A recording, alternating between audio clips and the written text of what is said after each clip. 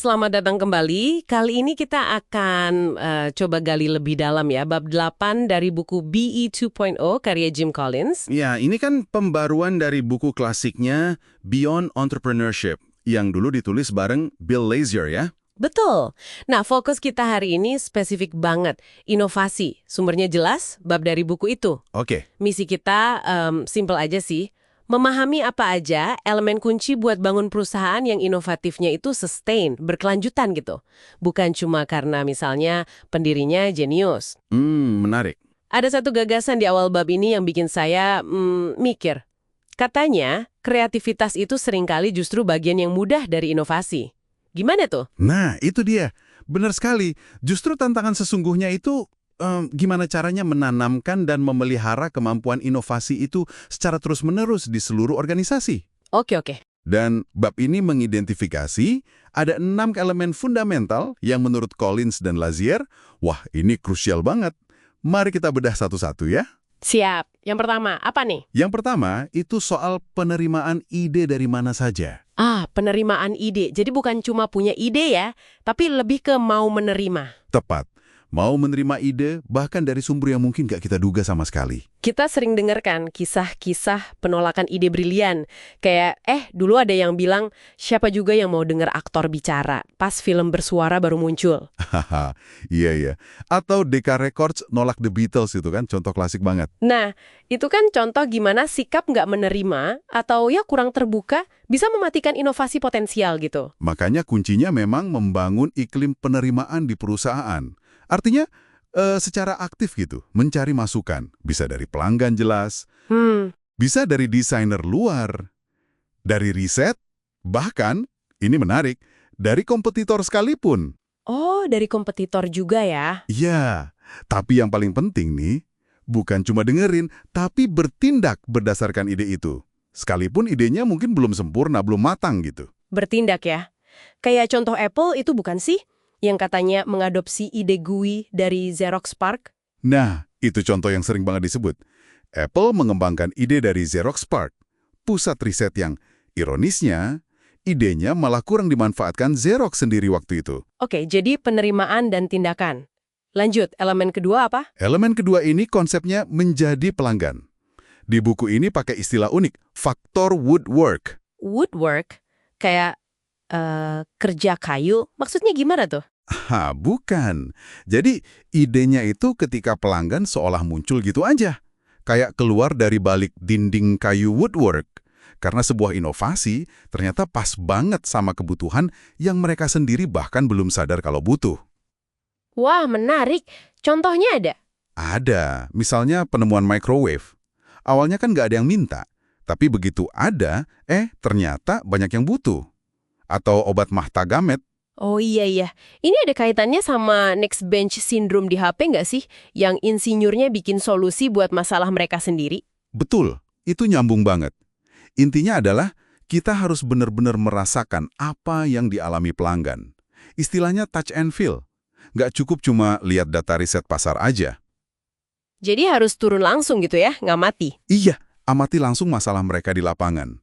Kayak Ballard Medical Products itu, mereka minta tim salesnya buat ikut ngamatin prosedur medis langsung di rumah sakit. Wah, effort ya? Memang. Tapi pendekatan kayak gini seringkali jauh lebih ampuh buat nemuin inovasi, terobosan dibanding survei pasar biasa.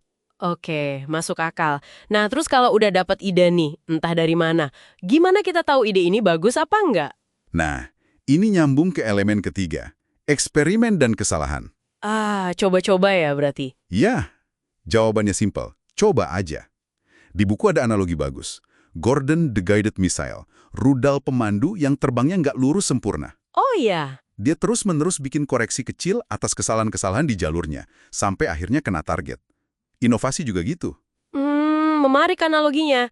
Jadi kayak post-it notes dari 3M itu ya, yang lahir dari lem yang awalnya dianggap gagal. Persis. Itu contoh bagus banget. Inovasi butuh keberanian buat eksperimen, dan yang penting belajar dari kegagalan. Jadi gagal itu nggak apa-apa. Justru itu bagian dari proses. Lihat aja Apple. Gagalnya Apple 3 sama Lisa, walau pasti sakit ya waktu itu, tapi jadi pelajaran berharga banget buat kesuksesan Macintosh. Kesalahan itu kayak ngebangun otot inovasi lah. Oke, jadi strateginya eksperimen kecil dulu sebelum taruhan besar ya? Betul, fire bullets, then cannonballs, kalau kata Collins di buku lain.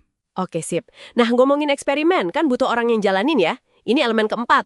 Ya, elemen keempat, orang-orang kreatif. Fokusnya di rekrutmen dan pembinaan. Orang kreatif ini yang kayak gimana? Perusahaan inovatif itu seringnya nggak takut rekrut orang yang mungkin kelihatannya agak beda, agak nyeleneh, atau misfits gitu. Bahkan mungkin yang terkesan naif sama kebijaksanaan konvensional. Karena mereka ini ngeliat dunia dari sudut pandang yang beda. Jadi cari yang out of the box thinker gitu ya? Bisa dibilang gitu. Yang penting itu cari keragaman bakat dan latar belakang. Tapi ini penting, nilai-nilai inti perusahaannya harus tetap sama, harus kokoh. Kayak Giro Sport Design yang disebut di buku. Oh, jadi beda-beda tapi nilai intinya sama ya? Betul, dan satu lagi, hargai peran desainer.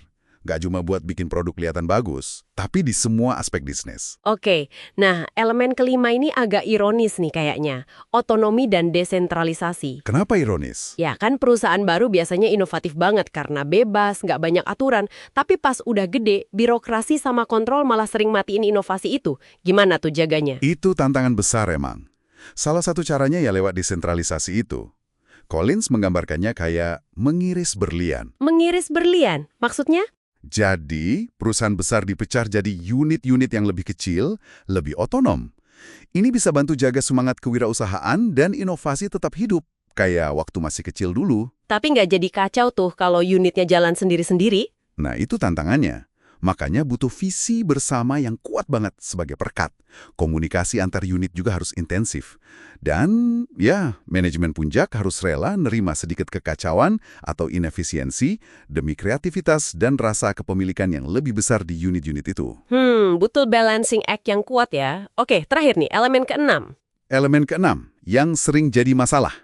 Penghargaan. Ini penting. Seringkali kan perusahaan ngomong pengen inovasi, tapi sistem kompensasinya, bonusnya, cuma ngelihat target pendapatan divisi sekarang. Jadinya orang males ambil risiko buat hal baru, ya kan? Persis.